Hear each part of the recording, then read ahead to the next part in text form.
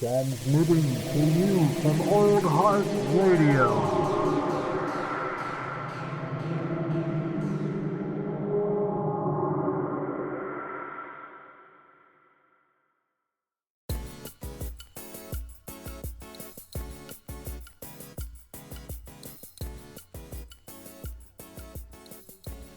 Lift off and the clock has started.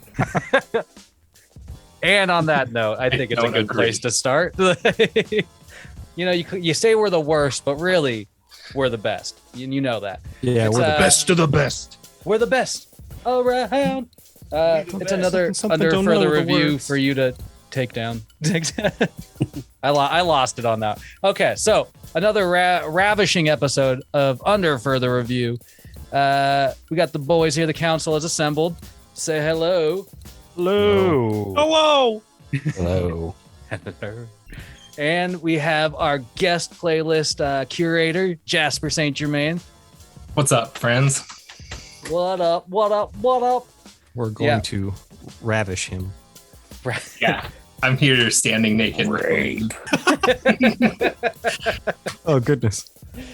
Yeah, that is the main point of this podcast is just to ravish one another, I suppose, in an audio format. But yeah, dude, seriously, I'm just gonna jump in here real quick and say, Jasper, I really enjoyed this playlist. Right on. So, right on. It was like a rich, meaty marinara for me.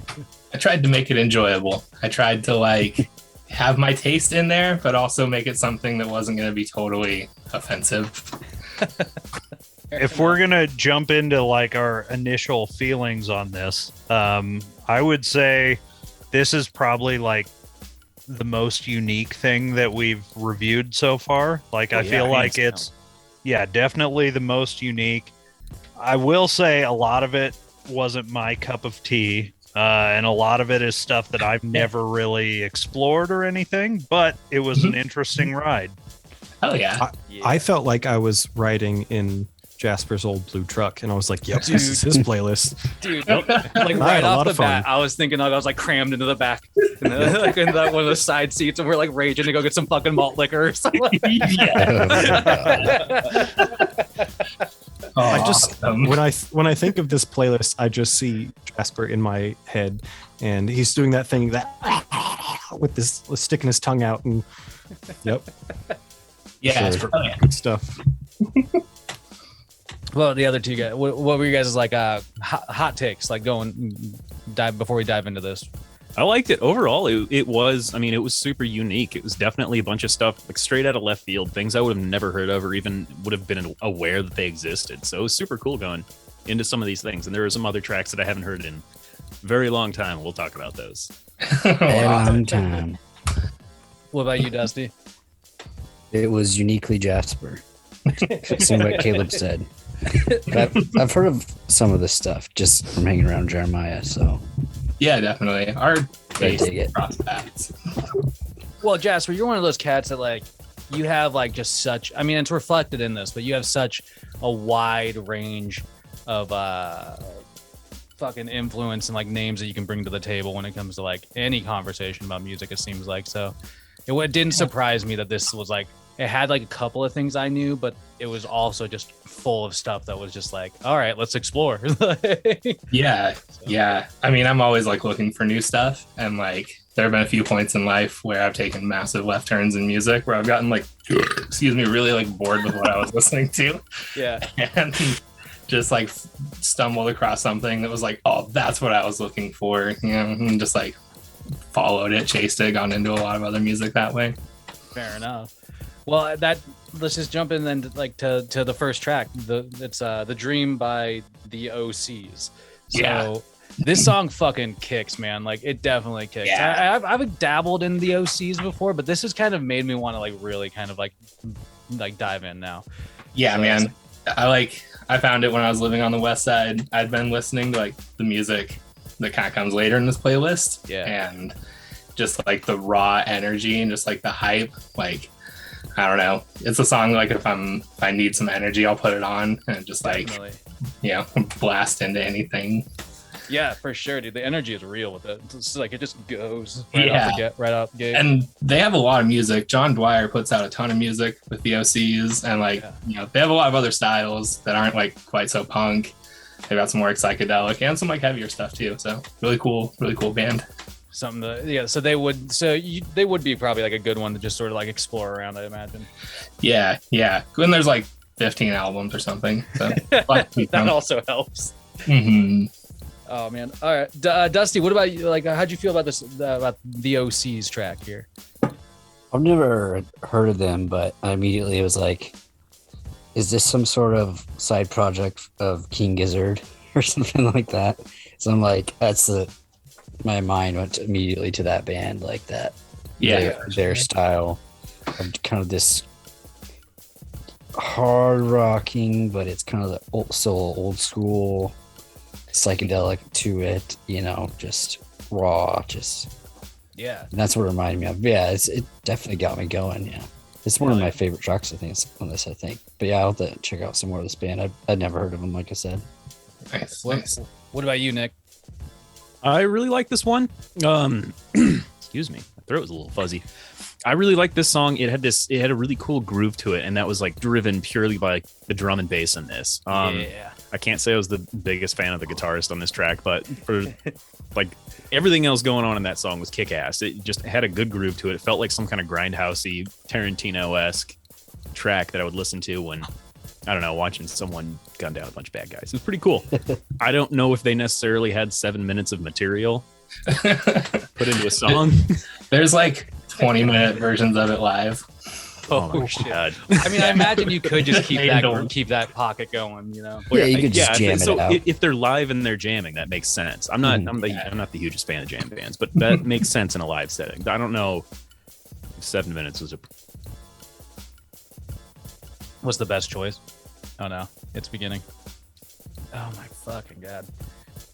Well, yeah. Here we are with a bunch of faces.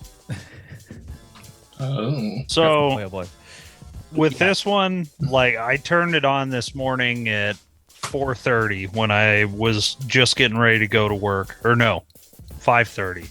Yeah. So, that's neither here nor there, but I will say the energy is great. It immediately woke me up, but I know that it had to have been intentional, but I don't enjoy the vocal mix on this. Like, it was a little like I just didn't like it. And then also it's too damn long. Like I wish it was like 4 minutes or 3.5. But by the end of it, I was like, all right, let's move the fuck on. For sure. They do the vocals like that. That album especially, it's pretty gritty, but like the delay and all the stuff like that's pretty throughout all of his vocal stuff. Yeah. Which I have no love, and like the coyote bark things. I love that shit.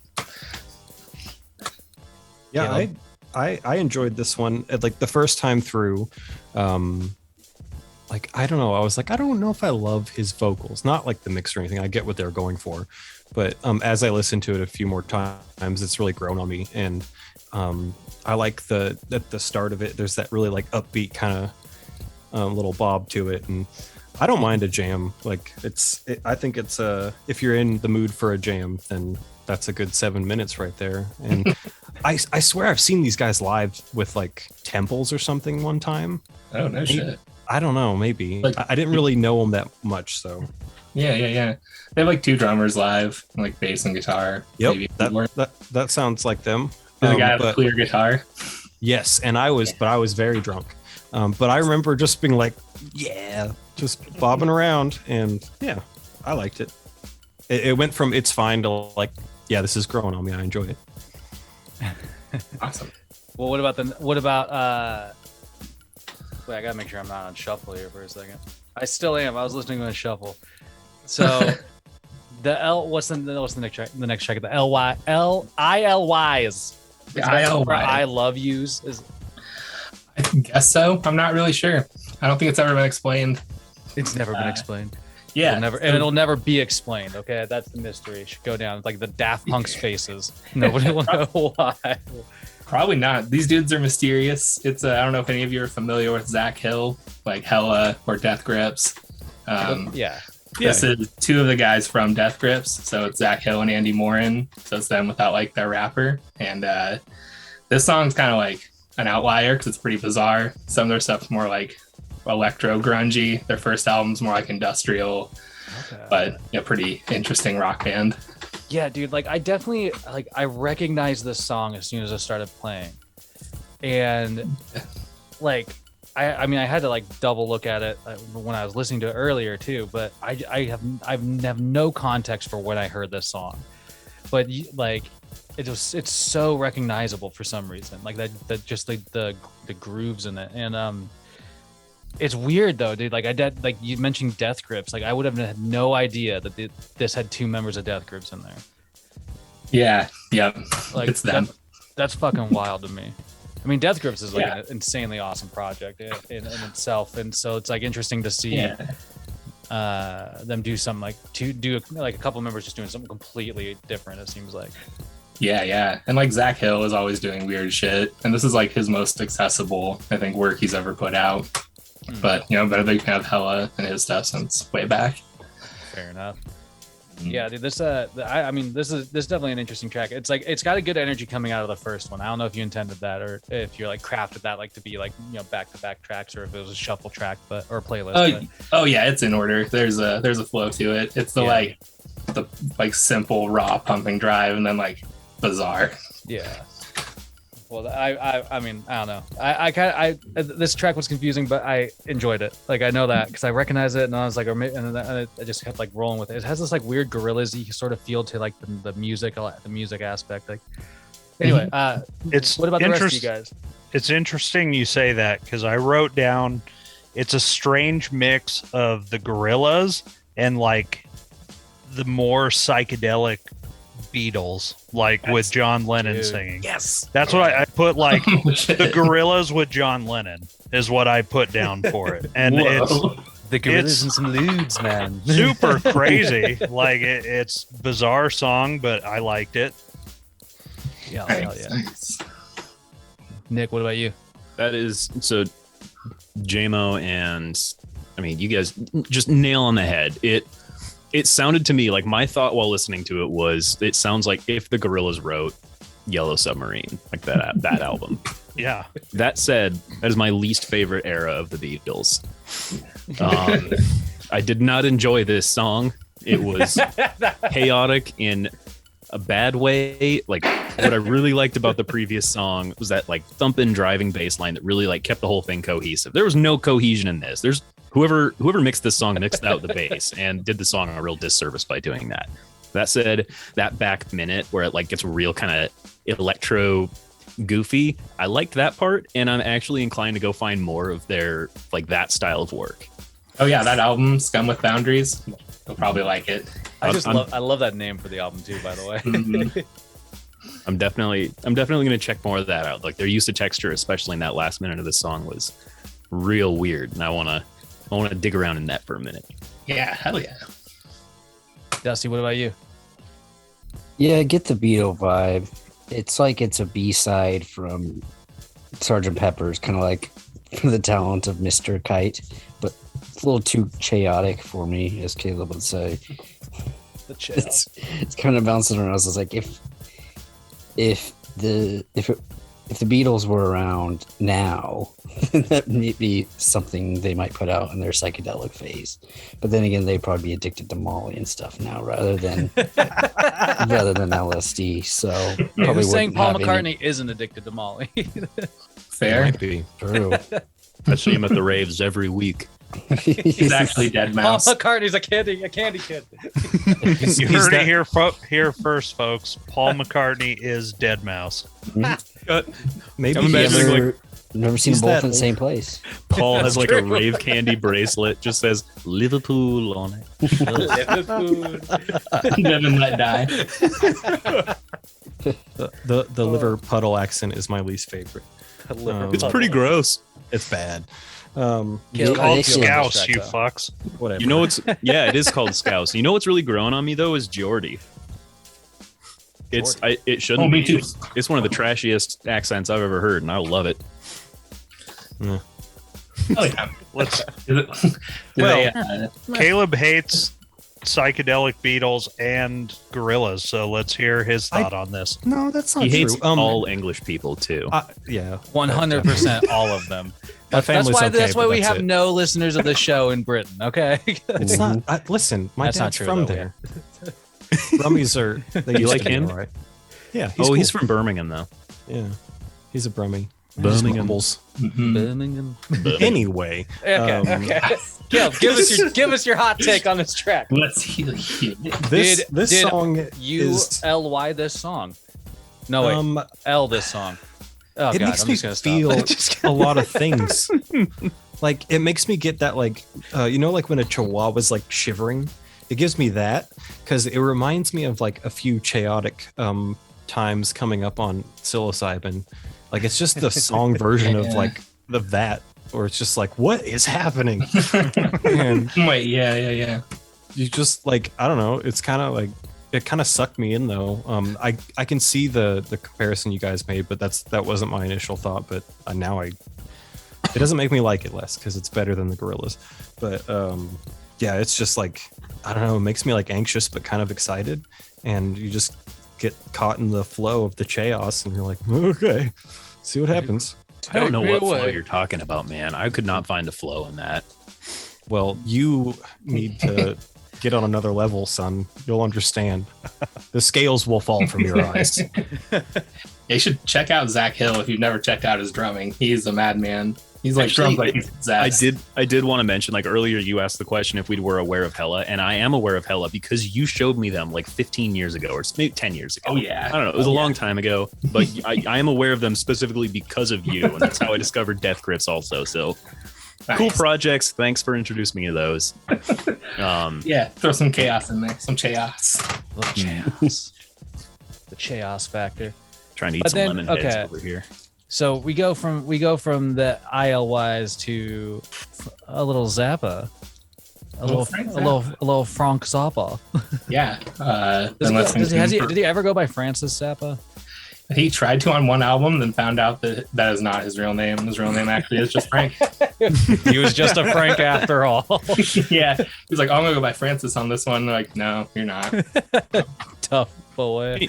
Well, Peaches can you in just- regalia, dude. Hang on, I got a question about naming conventions. I'm gonna stop this whole conversation dead. Everyone stop. This is important. Can Shut you the fuck up. So you can have a nickname, or like if you're a Robert, you can be a Bob. Like you can make a shorter version. Like, why is there a rule that you can't make a nickname for yourself that's like longer than your name? So like if you were Robert, you just tell people you go by Robertissimo or something. You just want to Roberto. your name. That's like an alias, not a nickname. Yeah, as a man with many nicknames, I say do whatever you want and suffer the consequences, or have you go them by- forced upon you. You go by All right. Caliberto.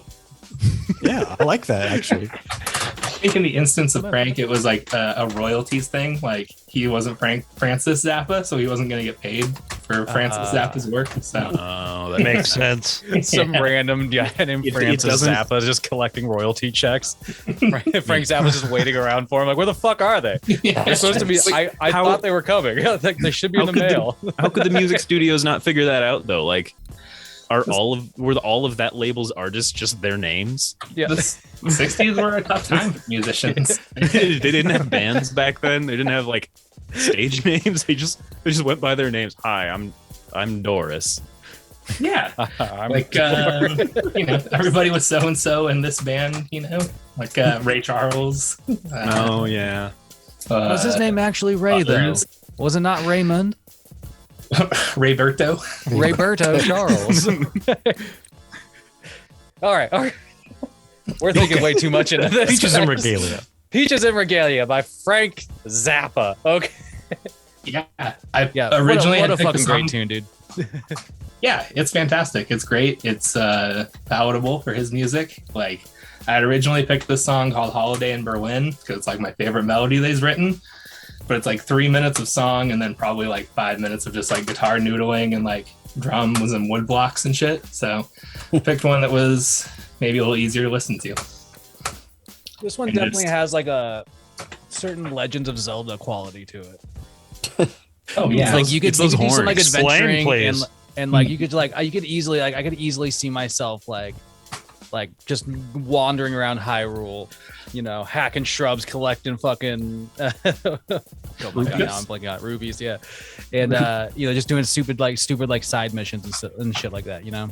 yeah. Like it's got this really simple sort of like video game kind of like vibe to it with something like this. I don't know, is it string work or something? Yeah, those horn flashes and stuff. Yeah, it's yeah, really yeah. cartoony. A lot of his music is, you know, intended to be that kind of cartoony sounding. That's a better way of thinking about it. Like it's got this like bizarre cartoony quality that really just fucking, I loved it, dude. I don't know, like, and again, it felt like familiar to me, and I'm sure it's probably something I've heard like maybe like around you. Or Yeah, I might have like, put it on. I probably got into Hot Rats around like 2010 or 2011. So yeah, it was around then. It was drifting around, but yeah, it just sounded really familiar. But it's like fucking yeah. I got lost in it. So I don't know about the rest of you guys. What about the rest of you? This was oh, go for it. No, you go, Nick. All right. This one was kind of a roller coaster for me. It would just kind of hop back and forth between parts that I just loathed and parts that I loved. Like jumping out at me, like I really liked a lot of the flute work in this. I absolutely adored. And then it got a lot better, I think, towards the back half. But the song I also found very annoying because one of his like primary melodies and motifs that he uses in it is just the lick. And that drove me fucking nuts. I can't listen to an entire song built around the lick and not think it's a meme. It's a meme. Oh, there it is again. But So Just keeps going. I'll say it's Frank Zappa.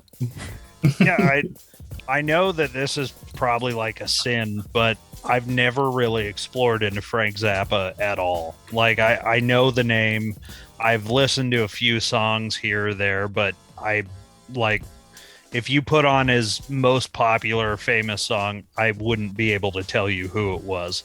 So I would say this is one of my first big exposures to it. And once I was done with it, I was like, I feel like this is a song I would have really enjoyed when I was on shrooms, but sober, it's fine.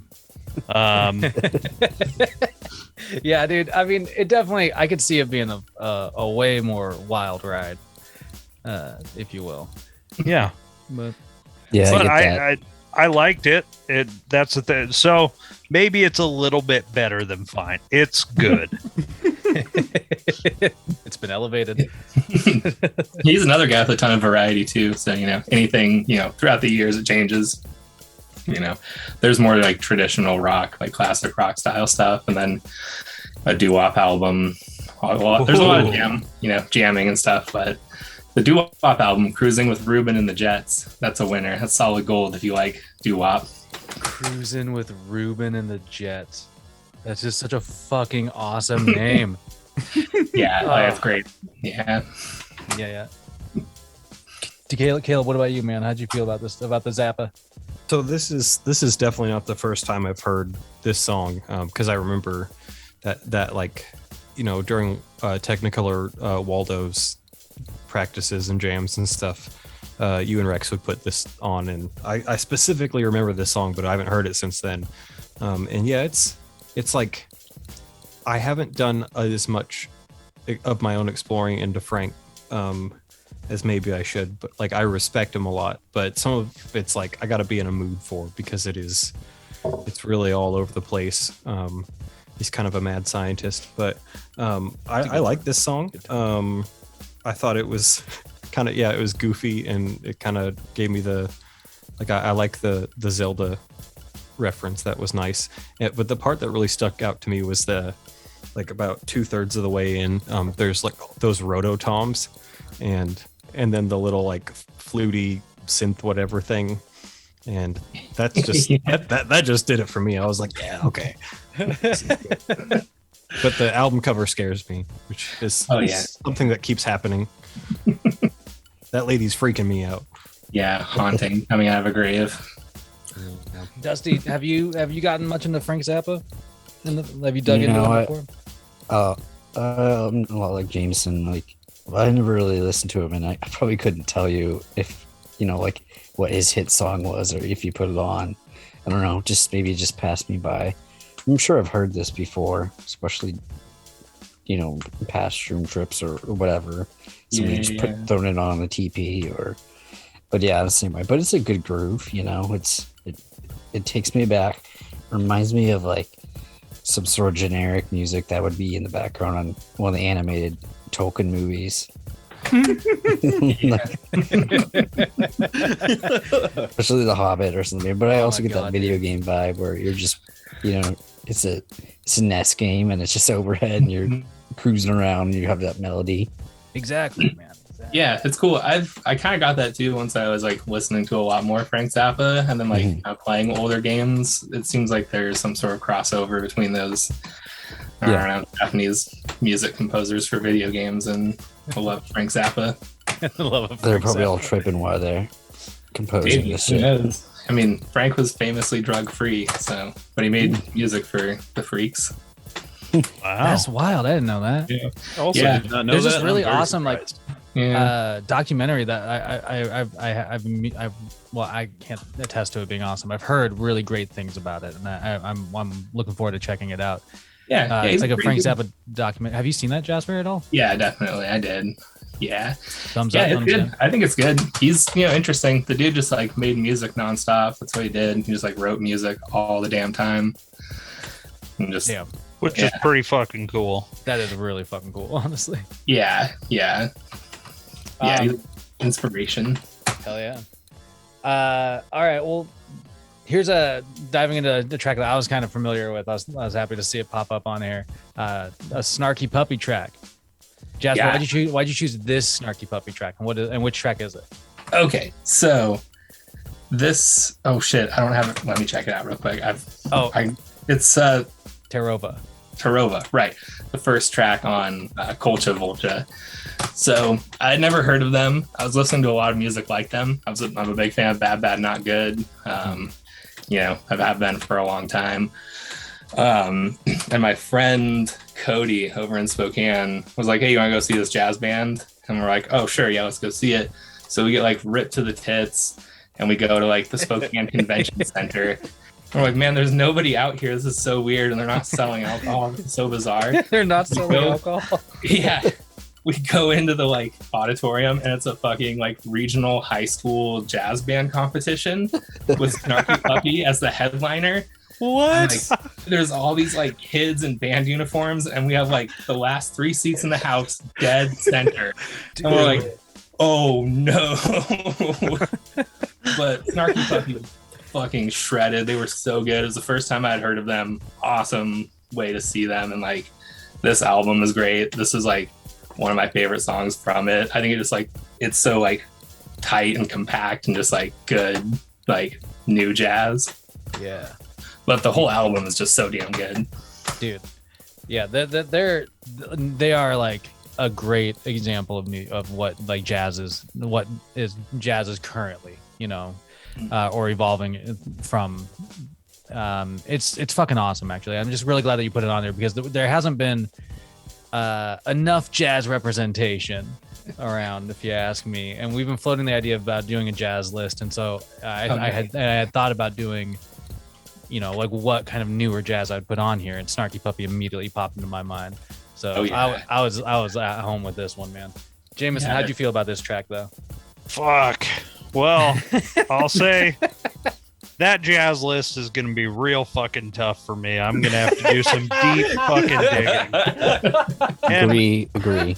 Like, there's nothing wrong with this, but it's way too horn heavy in the middle for me. Like, I just, and then the keys were bothersome throughout. It's just not for me. It's not my cup of tea, and I feel like my jazz list, because I know that we'll get to it eventually. Like, I don't know what you guys are going to get, but don't be expecting too much. We've been warned. But Caleb, what about you? So I remember Jasper. I was having a conversation with him at our reunion, and I was like, "So I'm trying to find some jazzy stuff." And you're gonna have to remind me some of the other ones you recommended because I don't know. It might have been like Pete Holdsworth or something like that. Check out Ghost Note also. I don't know, but I specifically was like, "Ooh, guitar jazz." Yeah. But anyway, I remember you saying "Snarky Puppy," and I failed miserably and hadn't checked them out. But I'm going to now because that song was fucking sweet. I liked the funky like vibe to it. It was like, I don't know, it could have been a cool like montage for a 70s like, Vice detective movie or something. And yeah. I liked it just got bigger as it like went along, and like the end with the all the synth stuff and the horns was pretty sweet. And I am so jealous. I would have loved to have been sitting with you guys at that, and even more, I would have loved to have been sitting somewhere where I could just watch you guys high out of your minds around all these high school kids just flipping out. Yeah, it was a surprise. But yeah, it was really good. I like this one a lot. Dusty, what about you, man? How'd you feel about Snarky Puppy? It was a groovy beat. I'm not much like Jameson. Jazz is out of my. I don't know. I don't understand it. I don't mind it. It's just I never really got into it much. But I mean, this is more than just the boring ass jazz, nightclubby jazz shit. Right. Well, this at least has some like variety to it with the guitars and everything, and it's not just like so much just random shit that jazz can so much. I don't know what would you categorize this? Is mid-afternoon jazz? Is this evening jazz? I'd venture on even night jazz, man. This think is nightclub jazz. jazz almost. I think this is like the main event jazz. I think this is afternoon delight jazz. I was going to say, is this porn jazz? I don't know if it's porn jazz. It's not steady enough. They've got some funkier tracks though, a little bit more funk in there, and that could easily become some porn jazz. I like the all you need to know of it. I'll give them that. All you need to know about jazz is that it's seventh chords and drum fills. That sounds about right. Yeah, I'll buy it. Just play the wrong notes a bunch of times, but do it on purpose, and that's jazz, baby. It's all about branching out as long as you can make your way back. That's right. You can go as far as you fucking want as long as you have a way back. All right, Nick, what about you though, man? How'd you feel about the snark? 10 out of 10 will play Snarky Puppy again. Nice. I was already aware of them. Actually, Rex showed me these guys probably like, I don't know, maybe 5 or 6 years ago. Nice. I think probably about the time that you guys were listening to them. Yeah, it might have been. I definitely showed him. He dropped by every once in a while. So yeah, hell yeah. But Snarky Puppy is outstanding. Like if anyone asks me, like gun to my head, my first, like if they want an introduction into jazz, like this is it. Listen to Snarky Puppy. You're going to have a good time. It's going to be fun. You're going to see some absolutely unbelievable musicians. Everyone in Snarky Puppy is like stupidly talented. I don't know where they find these people because they just keep making the band bigger. And I don't know, there's like 15 people in Snarky Puppy at any given time or more. Yeah. They're like originally from, I think, the University of North Texas. And now they're based out of New York. So there's like a world musician band. Pull people from all over. They're super good, and they've led to me discovering or actually exploring a lot of other things, particularly this next artist that we're going to talk about in a minute. Oh, yeah, dude. Oh, yeah, definitely. You're talking about Thundercat. I'm talking about our boy. Dude, I saw Thundercat at Capitol Hill Block Party one year. And it was fucking juicy, dude. It was like so good. It was like that, but and then like a couple acts later it was Run the Jewels, so it was a pretty sweet set. But yeah, Thundercat just like how does one like do the things that he does? But Tokyo, dude, like I love that you put Tokyo on here. Because I immediately latched onto him as an artist as soon as I heard them Dragon Ball Z references mixed with his music. I was just like, I love him. Well, doesn't he have that some other song where he's like he's getting laid, but he's wearing a Dragon Ball Z onesie? Dragon Ball Pajamas. Durag. That's what it's. That was the durag. first choice, That's but I what it changed it. Yeah. Yeah, he also has a song with Michael McDonald. Is it Michael McDonald? Yeah, Michael McDonald Yeah. and one of those other fuckers. I Damn. feel like Michael Bolton. So- I want to say Michael Yeah. Bolton for some reason. So Jasper, what made you put Tokyo on the list over all that? So obviously big fan of Thundercat. I already had a lot of jazz on there, but I felt like I couldn't not put Thundercat on there. And this one's like a little different than his other stuff, the vibe's like a little bit darker. It actually reminds me a lot of like Minus the Bears Planet of Ice, which like I'm a huge fan of. Like just that like the arpeggios and sort of like breathy, like breathy synth sounds. And like arpeggios and shit. So that and like the chirpy sounds, I love it. And just like the goofiness, like I'm gonna eat so much fish, I'm gonna get sick, I'm gonna blow all my cash on anime. Like just so goofy and funny. I don't know. And then like with the awesome Thundercat musicianship. I don't know. Just a cool track from this album that like Drunk is so good. So I don't know. Yeah, just dude. a cool like deep cut from it feels like. Yeah, I agree. I think it's one that gets kind of. I mean, it gets attention more than some tracks off that, but it definitely gets overshadowed by like the more popular tracks for sure. But this is like I said, I was glad that this one was on here. Thundercat is like it's. I think you're right when you say like there's just kind of like this disarming goofiness about the music, about like some of the things that he's saying that makes you like get sucked into the music itself a little bit more, because it's like clearly this is somebody who can really play, but they're willing to be just sort of like funny and off the cuff with it while like being like fucking amazing at what they're doing in the meantime, which is really fucking cool.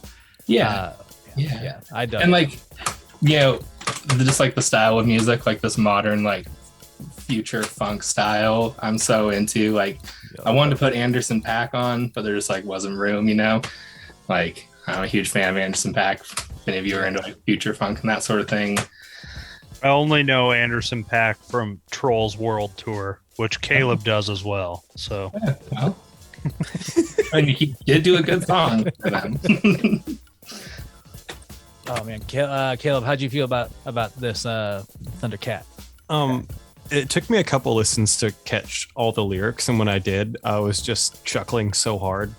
Like I like the lyric you mentioned, Jasper. Like right after he says, "I'm gonna blow all my cash on anime," and then he goes, "Yes."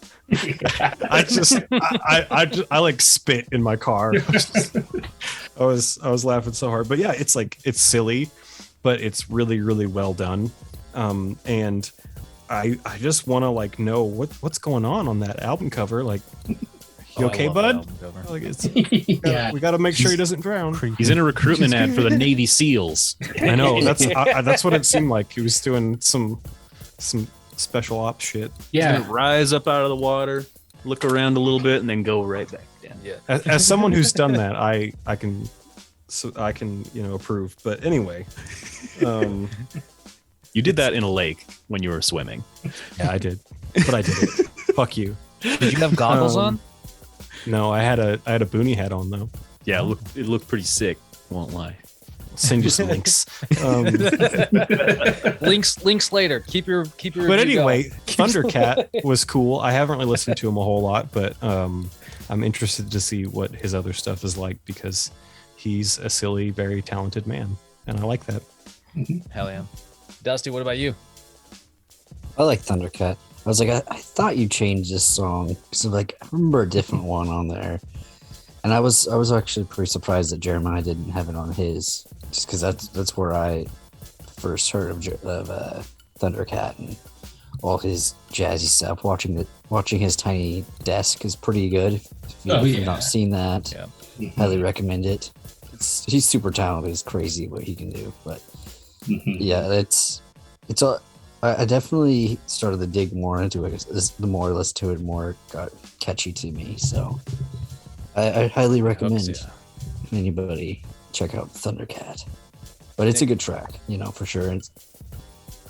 I like his stuff, so Yeah. Nice. It'd be really fun to fucking see him again, honestly. Oh, I'd like to as well. It's a crazy live show. Yeah. Nick, what about you, man? Thunder. Once again, 10 out of 10. Excellent choice. Thundercat was cool as hell, and I think it was you, Jared, that mentioned that this song was like kind of overshadowed by some other tracks that he has, like Dragon Ball Do-Rag. But I'd never heard this one before, and this fucking slaps. It's super good. I absolutely loved all of the synth tones that he chose on there. It felt like I actually knew half of those synths, like off the top of my head. It felt like I heard a DX in there, like a Yamaha DX FM synth. Like, I'm almost positive that I heard some type of Roland chorus on one of those synths for the chords. It was just, loved it. And then, of course, he's got that like bass synth tone that he's got for that. Envelope. Yeah. Oh, God, so good. So loved it. He's Thundercat. No one has anything bad to say about Thundercat. Oh, really? Jameson. I think there are people that do. I've got my finger on the button, my friend. Hold my beer, nerd. Hit that fucking button. Because I don't do this very often. I don't ask for the fucking gavel. But I will say right fucking now, I hate this. I really don't like it at all. And I love you all, and I'm glad that you enjoy it. But the fucking music is boring. I hate his vocal styling, the just like random talking. It's bad. I don't like it. The vocal or the lyrics are stupid, and I don't even like vocals. I don't care about vocals, but they're fucking dumb. I hate this. Yeah. Dude. Oh my God. The same opinion like my wife has. She does not like Thundercat, and the same thing. She's like, all his shit, this thing is so stupid, and it's like fart sounds, and it's just like fast bass playing. Yeah. I live with somebody who hates Thundercat, so it's better. Is Thundercat better or worse than Devin Townsend? It's better for sure. Oh, fucking A. I thought we were gonna make it through one. Like Thundercat isn't just like, he's not just Dio singing over Between the Buried and Me B-sides. Yes. Thank you. I love it. That sounds about right. Auxiliary gavel. Oh man. Okay. Thundercat's got us riled up one way or another. It's got us riled up. I did not see that coming. Thundercat, we know you're listening. Thank you. That was a blindside hit right Pile there. on, you fucking chode sniffers. All right, let's just energize right into Fighter X, man. Now rock. Okay, it just like this song just unleashes. Honestly, it just goes. All of a sudden, you're in a fighting game and you're fucking like fighting pixelated baddies for your life. You know, where did this song come from, Jasper? I found Fighter X through a like chiptune project that the guys from Mothra had like way back in the day. And Fighter X is from Seattle. He's like a chiptune DJ from out there, and I love like video game music and chiptune stuff. So like, this is the closing track to his EP, Apathy, Passion, Vehemence. It's so good. The whole thing's like a suite. It's like 5 songs that all tie together. It's incredible. I like to make chiptune music. I've got some of my own. It's just like one of those things that hits my soul. I love 8-bit. Hold on a second. You said you have some of your own. We might as well take a moment here. Yeah. Do you have any available? Absolutely. If you go to my SoundCloud, which is Diarrhea Warning, and you go to my liked tracks, you can find one called Basura Solamente by Og, and that is me kind of like, I did a mix of my LSDJ songs. Nice. You can find it there. Hell yeah. I've listened to it, man. It's fuck. When listening to this, if you like it, hot dogs or council members, like definitely go to his SoundCloud and check that out. And hot dogs, if you actually hate it, so do we. Yes. Let's just drift down there. Nick, what do you have to say about Fighter X here? About Fighter X? This was fucking awesome. Okay. I mean, I'm pretty sure you showed me Fighter. It was either you or Andy Meats showed me Fighter X many, many, many years ago. And it was a fucking banger then. It's a banger now. I totally forgot about them, and I was listening to it on the way back from the gym today, and it just came on, just big rush of like fucking nostalgia, that sweet ass chiptune set. Fighter X is like So I want to talk about his arrangement skills here because he's working with such a limited tool set, and he was still able to make sounds that were just like this big, this dynamic. It's fucking incredible. Like, well done. Good music. I'll jump on that too. Like, it's really fucking cool. I've never seeked out. You're saying chiptune? Is this jar? It's fucking. It's really cool. I like it a lot. I don't know that I would really listen to it on a consistent basis, but it's got a ton of energy, and it's really fucking cool. I like this one a lot. Nice. Dusty, what about you, man? How did you feel about Fighter X? Oh, dig it. Gives me that nostalgia for sure, which probably plays into a huge part of why we like it. But nostalgia with the hard rocking. But I remember, didn't you have those tracks like on a Game Boy or something like that, Jasper? Yeah. I had just started making them like right there at the end of 2010, and spent like the next year or so making them. Yeah, for sure. No, I like this. It takes me back. I feel like I'm playing Metal Gear Solid on the NES. And you're battling, or just some hard rocking like that. But no, I enjoy this quite a bit. It's you have to be in the mood for it for sure, but it gets you going. Speak for yourself, but always chiptune mode. Caleb, are you in chiptune mode?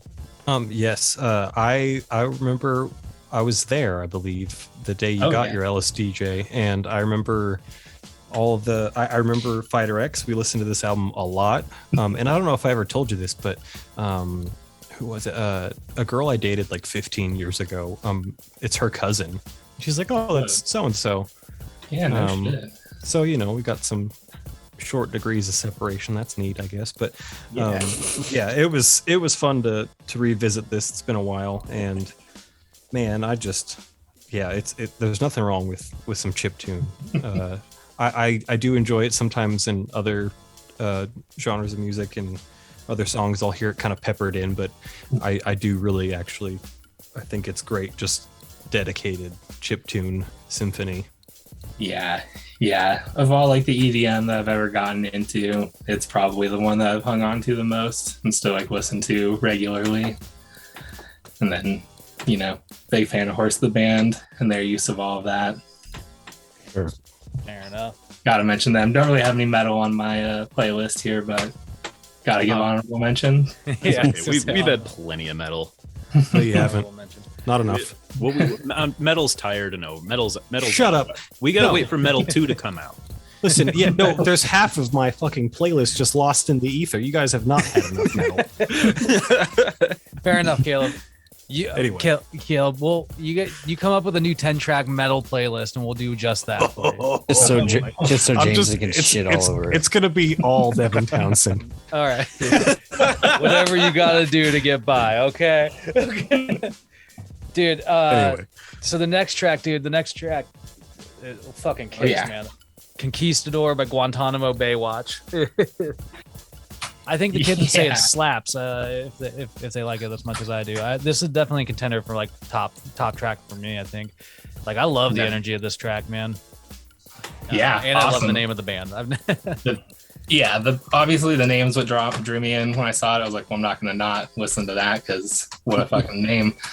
But I just love surf music so much, and that's something I've come to find in the last few years. Is I just fucking love surf and like the sort of like 50s, 60s, like pop soul-ish, vibe that's going on too. Yeah. But yeah, just surf music. Like I got really into Waves. They're kind of like a pop punk surf band. I don't know if anybody knows Waves, but King of the Beach, great album to check out. Really good. Or like Surfer Blood, if you're into more indie stuff. Another great like, surf kind of band. Thanks. So I'll check those out. Yeah. As the resident pop punk apologist, I'm definitely going to look into Waves. Oh, yeah, dude. King of the Beach. I'm not generally a pop punk fan, but it is one that I'll put on often. Nice. Yeah, I'm going to have to look that up. But yeah, I really enjoyed this track, man. Like you, Jasper, I similarly have kind of, in the last, like, I don't know, handful of years, kind of gotten into surf rock, I guess, for lack of a better term. Yeah. And I mean, I think that the kind of like that, like, bleeds into like the same sort of similar energy that you get from like rockabilly music later on. Like, I mean, it gets a little harder down the line as you go down that chain, but Yeah. Rockabilly is kind of like corny for me. My brother really likes it, but yeah, I don't know. Surf is just where it's at for me. fair enough. Yeah. It's your zone. You hit the waves. Yeah, when I'm out shredding the gnar, you know. Shredding the gnar, yeah, dude. Drop into that tube. That cement fucking gnar. Wiping out and getting shredded by the reef. Nick, would by you a shark. Would you take Guantanamo Bay watch to the beach with you? This is some surf rock Dick Dale bullshit, and I am here 100% for it. Hell yeah. Ooh. And oh my god, I heard this one. It immediately just like hit this little spot in my brain, because I mean Dick Dale was like one of the first. I don't super guitar driven music. Like if you're gonna look towards one of the earliest like best examples of that, like Dick Dale is it. Like he drives all of the music with his guitar playing. Surf rock just fucking went from there. Guantanamo Baywatch was the shit. I can't believe. So I remember seeing their name on the Halloween playlist, and when I was triaging, I didn't have time to check them out. And so I'm super stoked we got to talk about them today. They're super cool. This is going to be one of my most played songs probably of the year. Oh yeah, hell yeah. Really, They're like, yeah, originally from Portland, based out of like some small town in Arizona now. So they're not like a huge band either, but just killing it. It makes cool, sense. man. I'm digging it. Dusty, how'd you feel about this song? I think I'm gonna stay off the beach. Won't go in the water. I don't know. I've never been a fan of this genre of music. Darn. Maybe it's just because that Dick Dale song was just so overplayed, and that's whenever I think of this genre, that's all I can hear. And so Yeah. maybe it's just the lack of exposure, or just me just not caring. But yeah, We'll give it. I mean it's. Understandable. I feel like I'm on a beach, and I'm like, all right, well that's great, but I don't like beaches. My ideal vacation is not sitting on a beach, so. I have to agree with you I on mean, that one. I am with you there too. So I don't know. It's not bad. It's just not. Oh, I for would me. like to go somewhere where I can be both awkward and sweaty, just in public. That sounds great. Mhm. Dude, I can do that at home, man. I was gonna say, Exactly. Caleb, how'd you feel about it? So Conquistador. I'm of a mind with Nick. I'm a big fan of that kind of Dick Dale. You know, it makes my arm tired listening to it. 'Cause it's like, holy shit, man, how are you picking that fast for that long? But it made me want to do that stupid surf dance and the twist and stuff. And I really liked that like wet slapback reverb on the guitar. And oh yeah. yeah, it's Beautiful. It's classy, and I fucking dig it. I'm kind of scared to surf because I don't like being out in the ocean. There's monsters out there. It's not Yeah. scary. They did actually kill Jaws, just so you know. So His that threat's children over. are out there.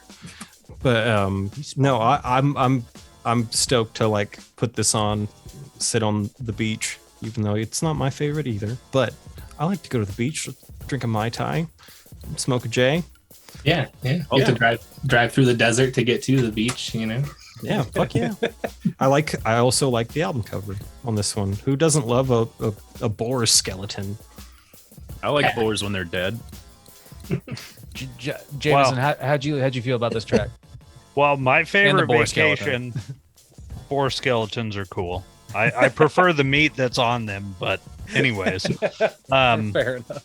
my favorite vacation is sitting at home all day. But if I had to pick a second favorite Facts. vacation, it's probably Hawaii.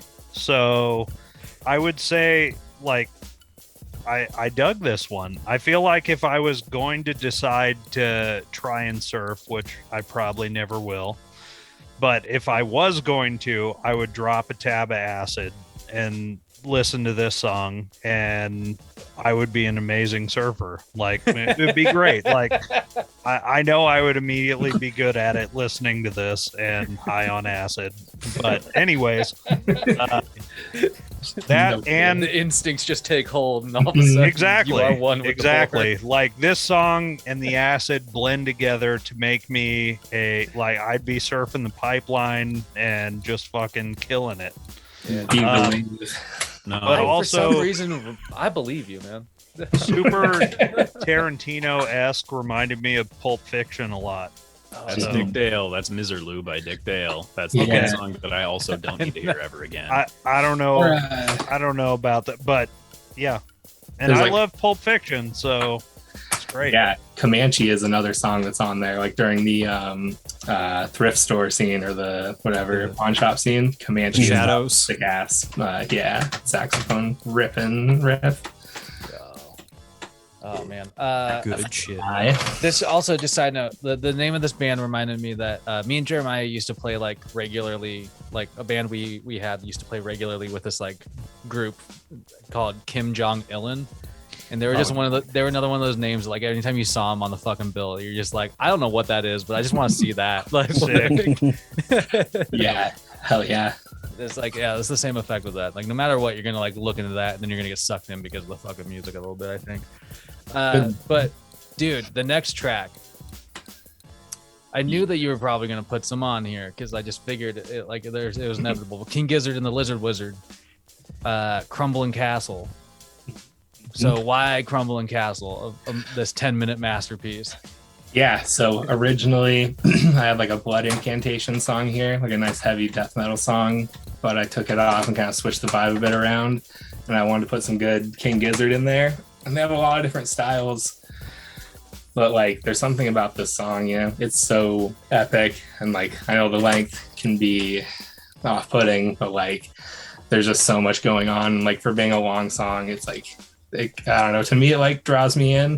There's just so many awesome epic parts, and like to see it live and the song they chain it into and the whole experience is like incredible. Have you Like, seen them live? I got to see Oh, them. shit, nice. Yeah, the last time they were in the U.S. for the Rat's Nest tour at the Paramount. Dang, dude. Yeah. That I was get cool. I've heard just incredible things about their live shit. Yeah, it was a great show for sure. And I'm a huge King Gizzard fan. Celebrate the entire catalog. Yeah, I know it's not for everybody, but like I just went off the deep end with it at some point. I was listening to a lot of like Snarky Puppy and Thundercat and jazz and like Zachy Force Funk, a lot of just weird music.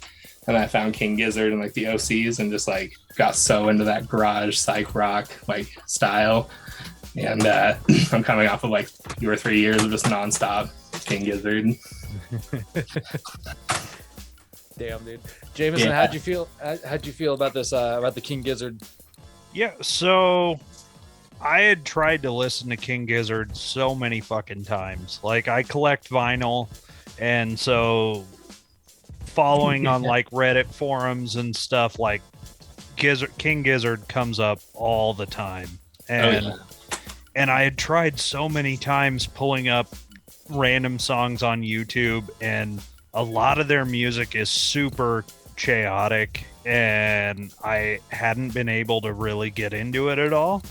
But I'm stoked you put this song on here, because this is probably my contender for top song on the playlist. I dug it all the way through. It's All right. fucking awesome. I liked it a lot. I feel like there was maybe a 1 minute section at the end that I was like, okay, this is getting a little heavy for me, but I dug it. I liked it a lot.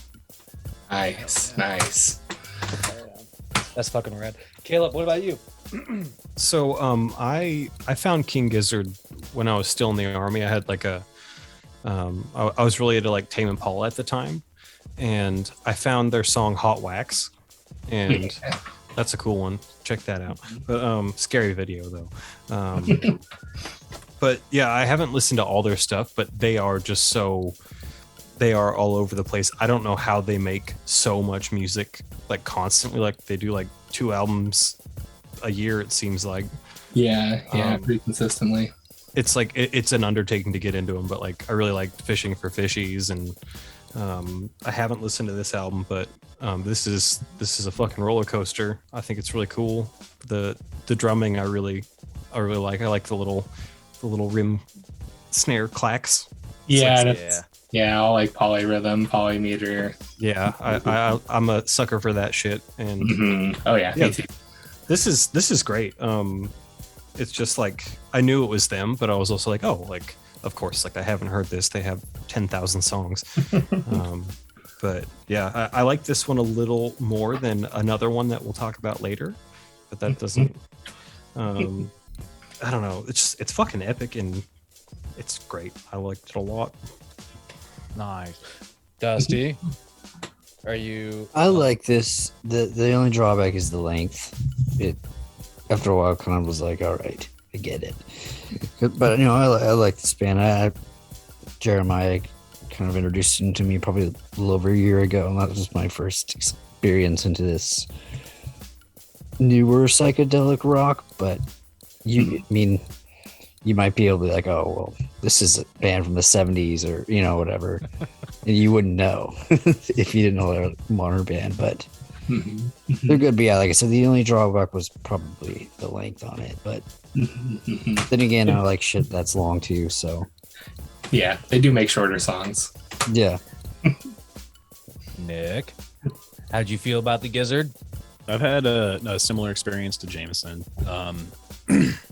I think, Jasper, you were the first, but there have been a long line, possibly over a dozen people at this point that have all tried to get me into King Gizzard and the Lizard Wizard. And I've tried, like, I've put a genuine effort in every single time. I've taken all their recommendations, listen to every song I can, because I honestly, like, I want to be a King Gizzard fan. I've put, like, a weird amount of effort into trying to like these guys, and I still just don't care. I'm sorry. Like, I don't have, there's nothing, no, it's not a gavel, they're not a bad band. Well, I didn't do it. They just feel like the modern day Grateful Dead, and I didn't care about the Grateful Dead either. And No, I kind of like that comparison. It, I don't know. There were two super cool parts in this song. At around the 5:15 mark, there's like a chanting section that comes in that's super ominous sounding. Really like that part, and then it follows it with the most boring fucking guitar work I've ever heard in my life. It sounded like country western style chicken picking, but at like quarter speed, and just with none of the dynamics or like interesting parts of chicken picking. And Funky oh my chunky. god, this just was not fun. And then at the chanting part was super cool. I liked that. That was kind of out of left field, and that was interesting. And then at like I think the 8-minute mark or something, the song kind of transforms into what I can only describe as like doom metal, but with the wrong type of gain stages on the guitars.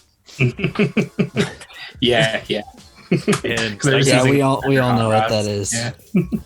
It's too fast for Doom. It's way too fast for doom metal. Yeah, I love it. I love the kind of like juxtaposition of it being a more like classic rock guitar tone, but doing that and like with the harmonica just raging, like it just seems wild. The chaos is a pocket also. That fuzz is like my least favorite. The fuzz is like my least favorite thing to put on a guitar, but it's so popular, especially with like this crowd. Or with like, it's just not. Ew. It's gross. It's the wrong thing. It's like the wrong harmonics ringing through and just harassing my eardrums. I'm gonna shove a Big Muff up your ass. Harassing my eardrums. It's exact. I didn't want to say. I didn't want to call out Big Muff for making one of the most sounds that I find annoying, but great. They do. It's a Big Muff. Everyone knows it. Oh well, they're not using a Big Muff. I think it's a Devi Evertorns Peaker and then Fender Hot Rods. I'm gonna shove those up your ass.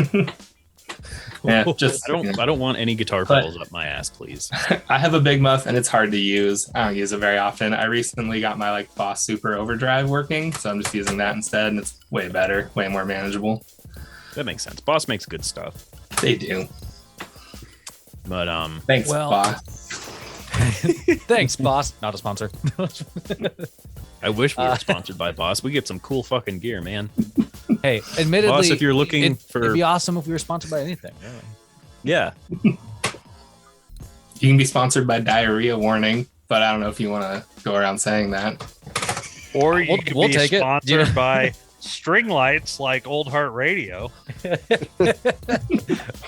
Wait, who is String Life? I thought I saw them on Spotify.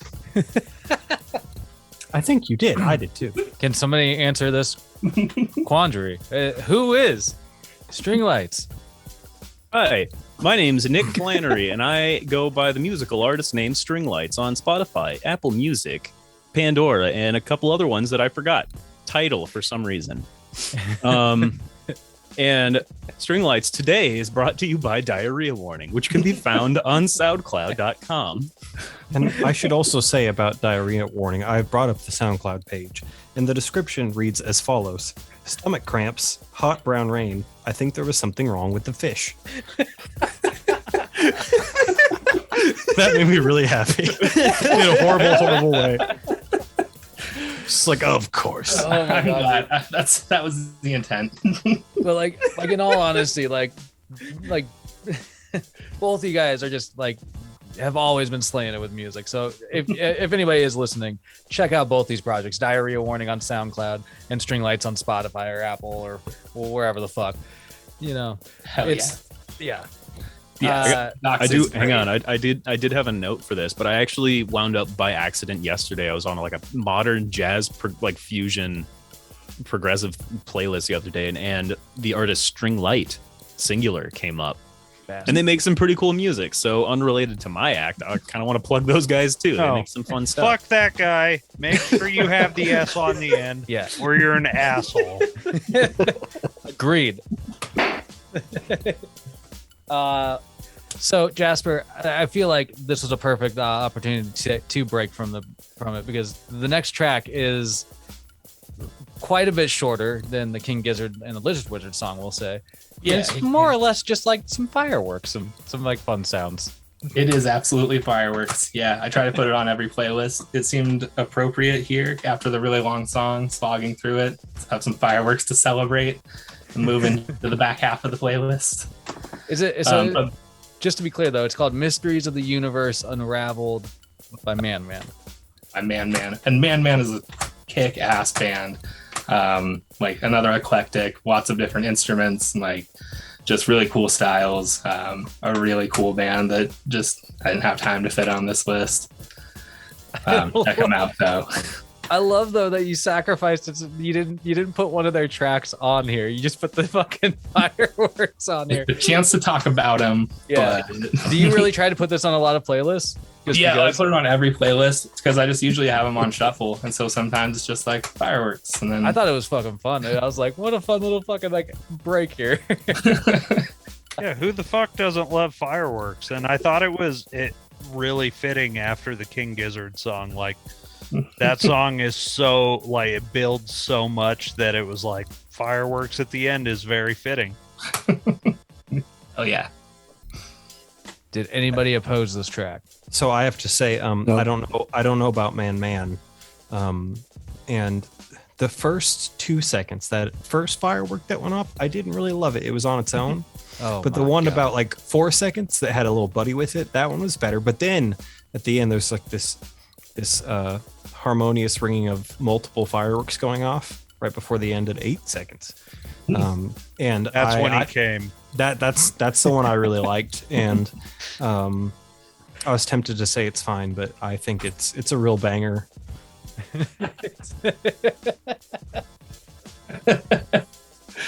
Oh my god! No. Well played. So let's just move on to the next track here. Tim Heidecker. You You got an opinion on this Man Man? I didn't think there was actually opinions on this Man Man track. I'm sorry. Okay, Nick, what do you got? I have little tidbits. Until this exact moment, I didn't actually realize this was its own track. I thought this was the end of the King Gizzard track. Same here. So that was actually quite a surprise to realize that was its own thing. Secondly, many years ago, there was a show on Fox Kids called The Ripping Friends. And the main character decided one day that he was going to go off and create his own little offshoot superhero. He was going to be like a masked vigilante. And the only thing he could really come up with was this like flesh muscle colored thing. And his alias was Man Man. And that's all this makes me think of is that show. Oh, weird. That's all I got. Man. I don't know the show, but the band's pretty cool. Well, we can move on. Man. I've said my thing of a man. The flesh blob. Is that what it? Actually, one little tidbit with them. I think Dusty and I saw them at Bumbershoot in 2008. Little nostalgia nugget there. Ah. Sure. That was when somebody came up to us and asked their names. It was me, you, and Rex. They didn't believe our names. Yeah. They're like Jasper, St. Germain, Rex, Shantley, Dusty. Like, those aren't your names. Those aren't real names. What are you- 3 people hanging out together. Did they cut up your fake IDs at that point? No, I think. It Yeah, was no, just some chicks, I think. yeah. She asked us for money for mushrooms, and we're like, I don't know if we really want to do any mushrooms. And she's like, oh, I just need money for them. I'm like, oh, okay. Damn you. Oh man. Yeah, fucking whack.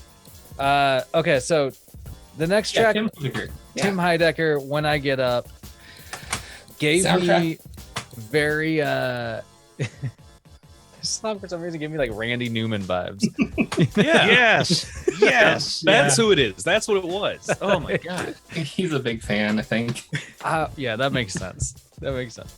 Um, I didn't know Tim Heidecker made music. I mean, I Yeah, think neither you did I. That definitely was- introduced the idea to me, Jasper, and then putting this on here put it in my fucking ears. And so, Yeah. this is, I don't know. I'm not opposed to this. Yeah, he makes that kind of music. His earlier stuff is a little bit more comedic, and like his newer stuff is a little more serious. But this came from like he made an album about Herman Cain, like making fun of him, and then these like 4chan trolls freaked out and like started these rumors about his wife like cheating on him and this divorce that he was getting. So he just leaned into it and made an album about it, about being depressed and breaking up. And this song, like, I found it right at the beginning of like 2020, so it's like soundtrack to quarantine, just fits it perfect. Like, when I get up, all I want to do is go to bed again. You know, it's like the perfect, like, just like, I don't know, depression line. Like, why get out of bed? I'm totally out of the loop. Who's Tim Heidecker? He's a Tim- comedian. There's like Tim and Eric's Awesome Show. Okay. And some other stuff like that. Yeah. You're just making dip, man. Behind, yeah. It's free real estate. Hang on. Have you not seen Tim and Eric? I put all No. this liquor up for you. Oh, we're gonna fuck your world up. Oh my god. Check it out with Steve Brule. I'll give you a taste. Oh, what is that? Moonbase Beat? Last resort. Candy Tales. I think there's On Cinema now. Another pretty yeah. big one. Oh man, Neil Hamburger, Greg Turkington. That guy's hilarious. Love Neil Hamburger. Philly hard. It's a cowboy boot. God damn. Yeah, it's just All right, dumb yeah. humor. So what you guys smart. feel about this Yeah. song though? I have On- to say. Oh, go ahead, James. Well, on this song, like, the lyrics hit home a lot because I wake up at 4:30 every morning and it's a fact. I just want to go the fuck back to bed. And even on my fucking weekends, I wake up at like 5:30 in the morning and I want to go the fuck back to bed. But it was a little boring. It's fine. Dusty just- or Caleb? Go Oh, for it. just sorry. But just to add to that's exactly what I was thinking. And when Jasper was telling the story behind the song, I was like, oh shit, maybe I'm depressed. But I don't care because Exactly. Yep. I just want to fucking sleep, man. Like, I don't get up that early, and I've been like ever since I've been listening to this playlist. I'm in the shower like every single morning, just like go back to bed, and just I want to go to bed right now. And Hey. this song is I'm tired. This song is it's my spirit animal, as the young kids would say. As the young kids would say. Yeah, Dusty. it's good. Yeah, like I said, I wasn't aware that he made music. So this is a nice. Does he have like a whole bunch of other albums and shit? Yeah, I think he's got like 4 or 5 total. 'Cause he's a He's got pretty one good singer. I was not expecting that. Mm-hmm. Yeah, I he kind of is. get I get some. Who sang the Toy Story songs? Randy Newman. I feel a little Randy Newman vibe from this, a certain way. I was kind of happy, but the lyrics are pretty fucking depressing. Yeah. Oh yeah. Yeah. There's some other songs on that album that have like funny lyrics, like, you know, I'm gonna go get high with some old friends. I'm gonna get drunk with my mother and father. I'm gonna do what the brokenhearted do. Like, I love that his lyrical style doesn't change even a little bit between his regular music and shit he made for Tim and Eric. It's just this weird it's like his brain leaks out these thoughts in such a just bizarre way, and he just turns it into music. It's fun. Hell yeah. Yeah. Well, that kind of drifts, like, that takes us into the next track, man. Like the Beach House. It's just got this next song is just kind of dreamy in a way. Like it is, for sure. Used to be. So, yeah, where'd this song come from? Why'd you fit this one in here? So, it was like my wife that listened to a lot of Beach House when we first started dating. So, like, there was a lot of Beach House floating around in those early days. And I wasn't particularly into it, but like after a little while, it's really started to grow on me, and like them and like Grizzly Bear and some other just more like dreamy types of music. And like when I first heard the song, I kind of thought the lyrics were like a little bit corny, you know? And then also being like 22, 23, being like, it's never not gonna, you know, I'm never gonna feel like I'm not the same as I used to be. I'm always gonna be this way, you know? Mm-hmm. And then like we didn't listen to Beach House for a little while, and then we saw them live and it was like, whoa, this is intense, you know? It was like at a different stage in life. And then we were listening to them the next morning and the song came on and I was like, holy shit. I'm like, the mirror is laughing back at me. I'm not the same as I used to be. Like the song actually speaks to me now. And I was like crying into this cheese sandwich that I was making. It was like one of the most intense music experiences I'd had in a long time. I was like, damn. Or life crisis. Dude, that's fucking, I don't know. That's a great story, man. And I've seen Beach House 4 times. They're like an awesome live band. I think they're great. The guitar playing is cool. He like plays guitar and does like bass synth pedals live. It's a cool show. Nice. Yeah, I bet it'd be fun. Yeah, I really enjoyed it, man.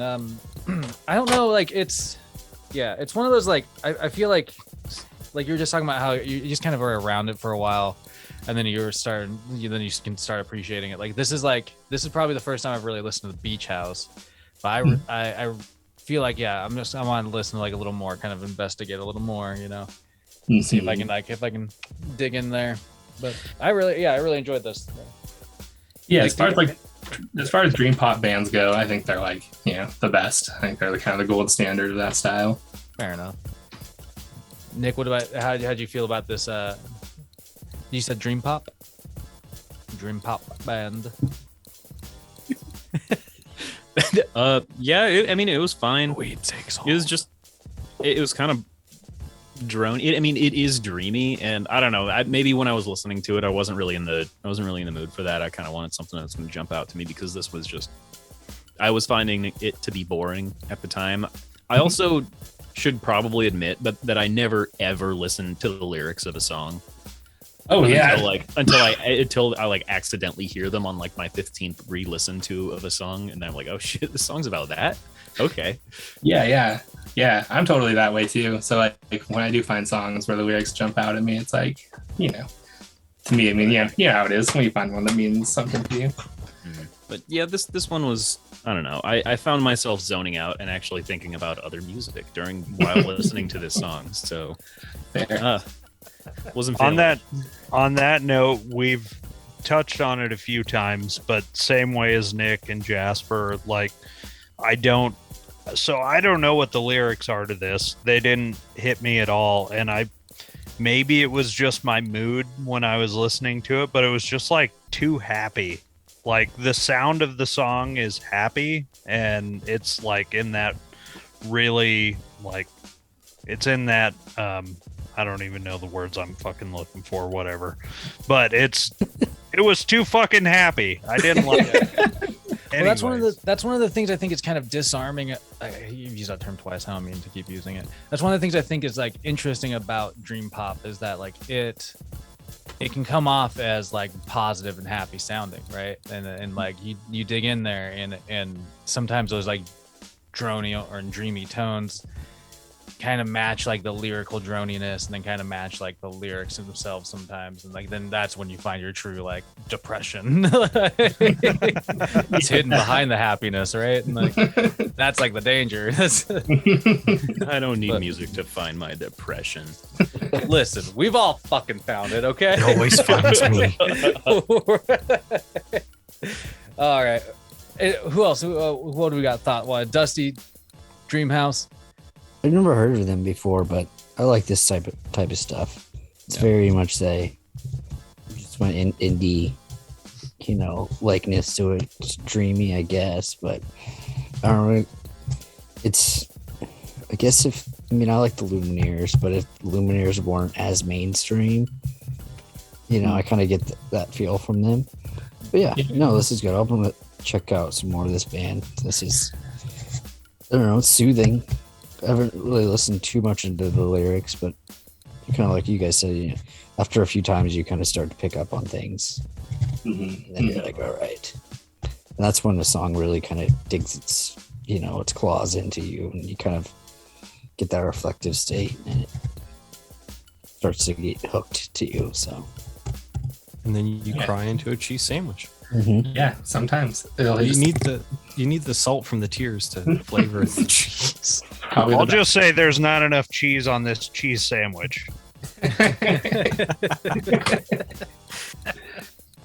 All right, wait. Whose thoughts are we missing? Who have we? Oh, Caleb, did you enjoy this track or not? Yes and no. It's yes and no is how I feel about Beach House. I'm familiar with them. They're really good. But kind of like Dusty said, for whatever reason, they sometimes remind me a little bit of like that kind of Lumineers thing. Even though they're not really I don't know, like that. Yeah. It's definitely better. Because I fucking hate the Lumineers.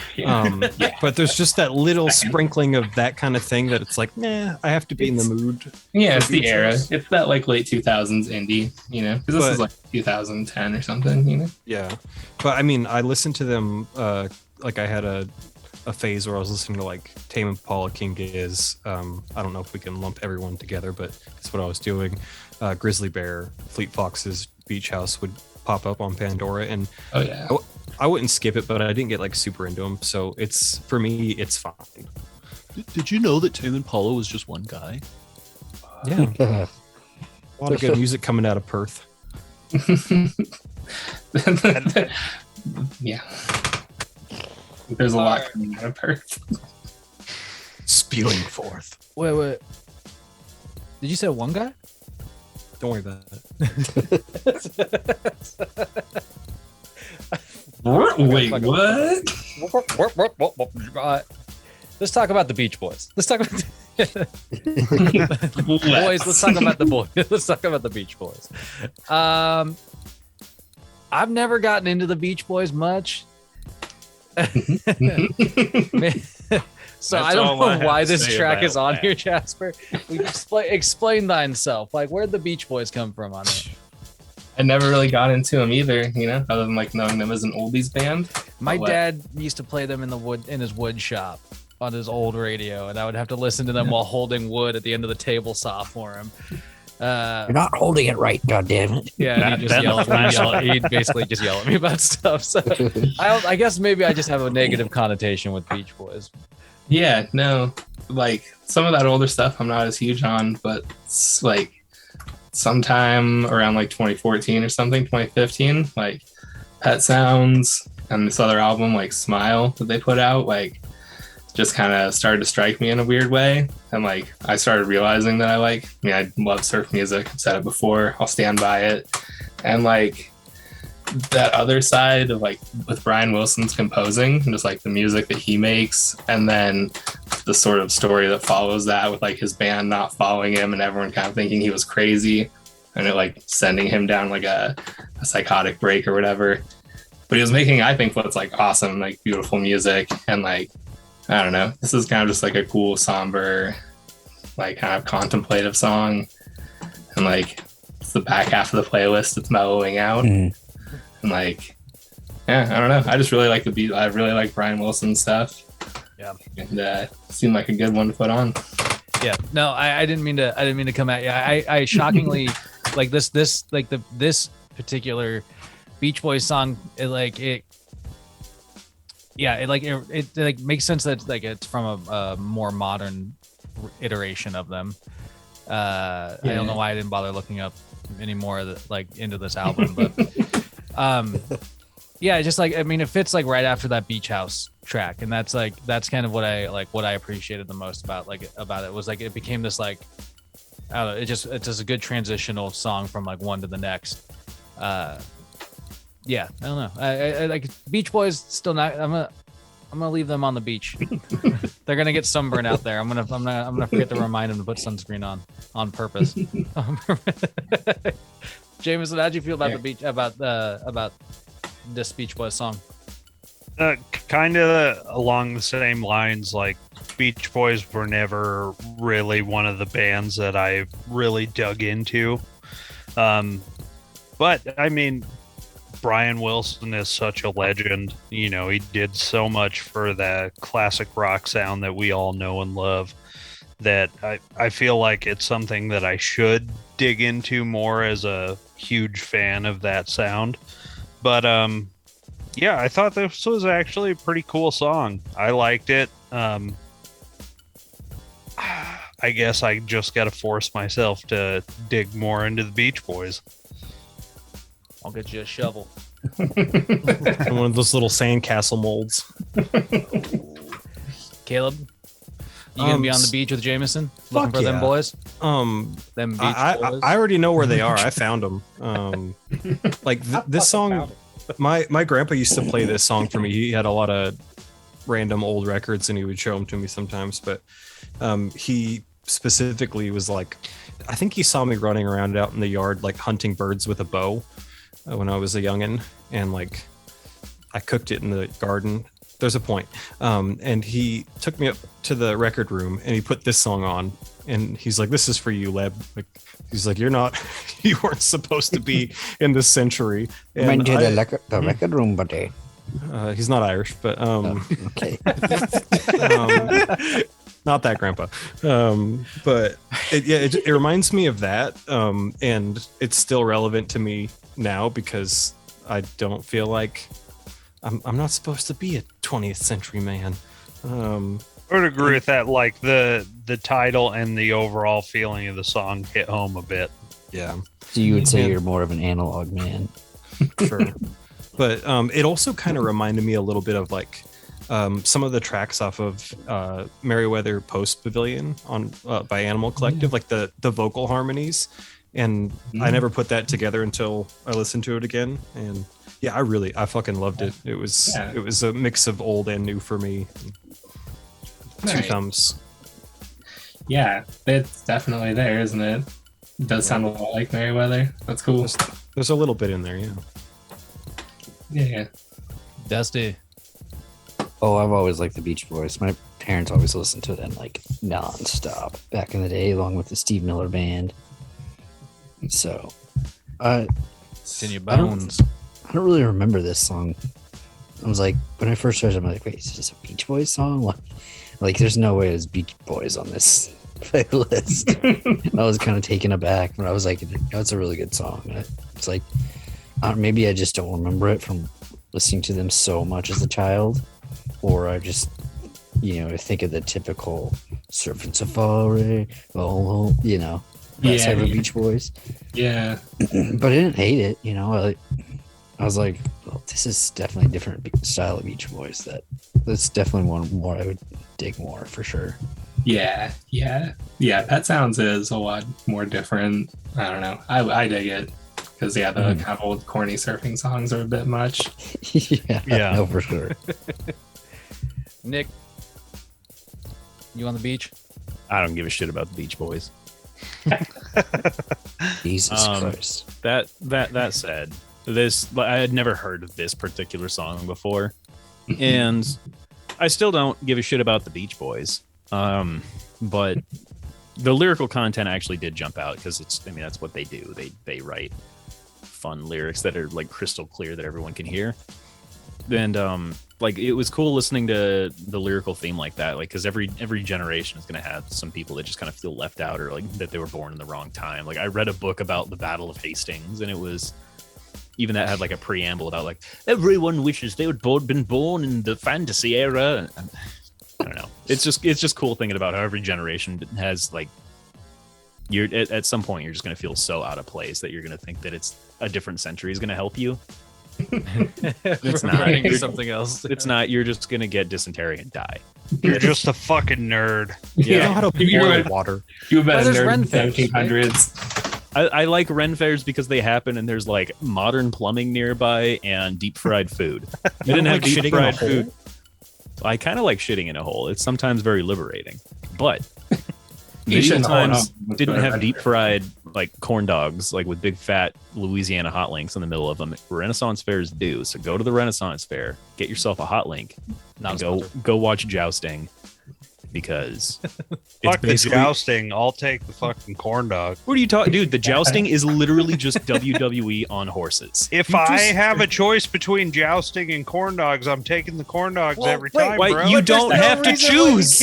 You can do watch both. The joust I'm and making you can- myself choose. You can have a corn dog in one hand and a giant fucking turkey leg in the other hand, covered in whatever sauce in you this want, and then you can fantasy watch situation. grudge Dude, at the- matches at the At the end Renaissance of the fair. day, fuck you. All I want is a corn dog. In I this- want 2 hands of corn dogs. You can I just just go to the store and buy corn dogs. I just love that this in this fantasy situation, Jameson. You just can't have it all.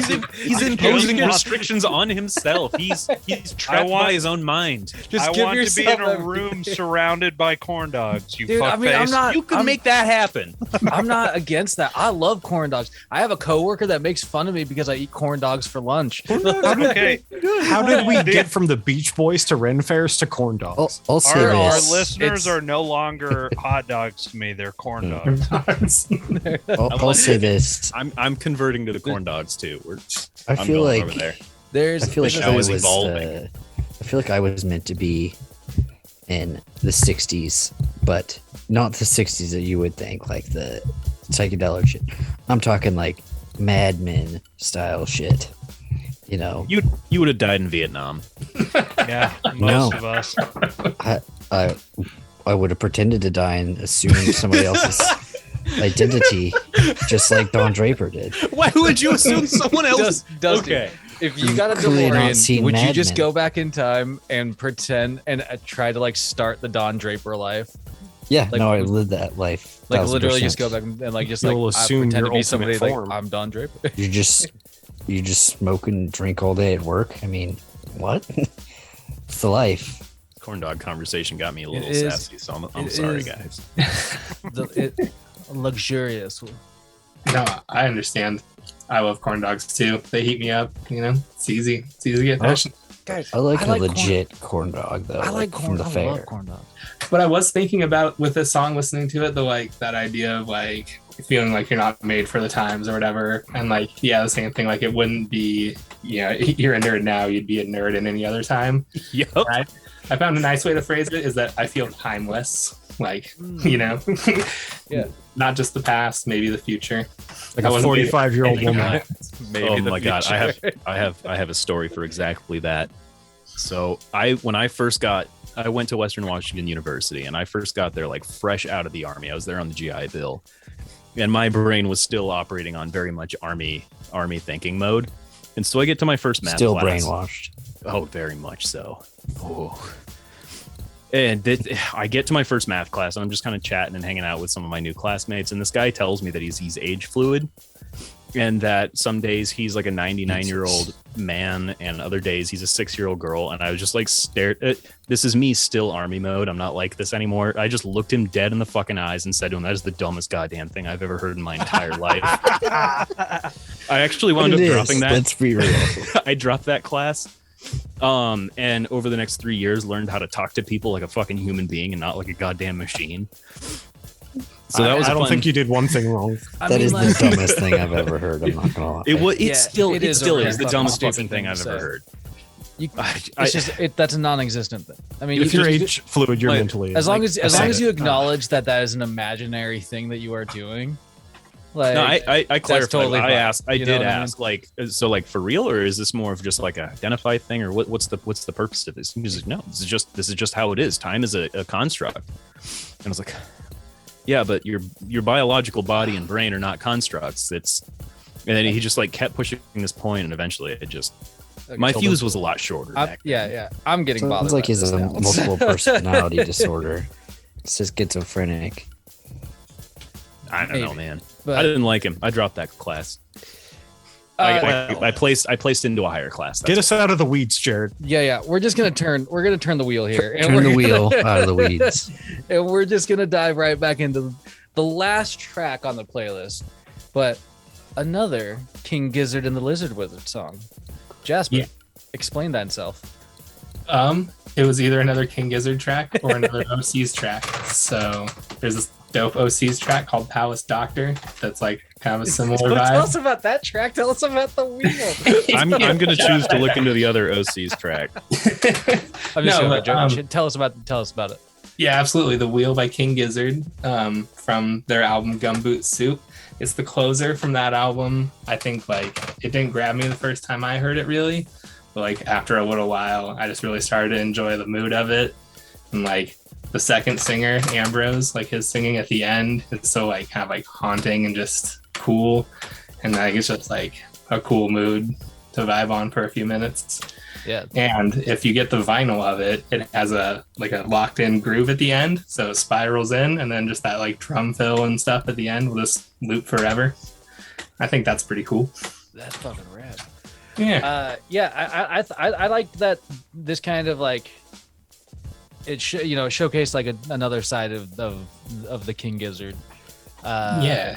So I really appreciated that because as we were talking about earlier, they are a really diverse fucking band at times, and I think, and so it's I don't know. I thought it was a cool closer. It's kind of mellow, so Yeah. Yeah. Yeah. That was the goal with it too. right, Charles. Anybody thoughts? So I thought it was fine. Oh, go for it.